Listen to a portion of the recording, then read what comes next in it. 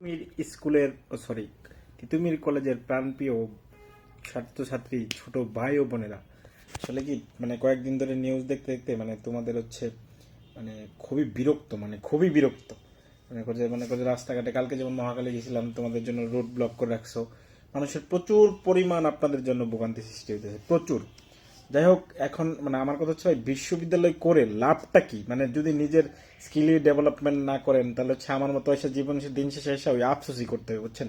দিন শেষে এসে মনে করেন যে চাকরির পেছনে যাবেন, ইন্টারভিউ দিবেন, কিছুই পারবেন না, গাদার মতো। আর যারা ধরেন এরকম আন্দোলন করতেছেন, আমার কাছে সন্দেহ লাগে তারা কি আসলেই মানে কিছু কি পারেন কিনা, পড়াশোনা করেন কিনা বাসায়।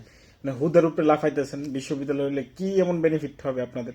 যদি মনে করেন যে আগে ভাই হচ্ছে কি এগুলা সব বাদ দিয়া যে স্কিল ডেভেলপমেন্ট করেন, জীবনটাকে গোছান, মানে আমার কাছে মনে হয় যে সবচেয়ে বেস্ট হবে আর কি।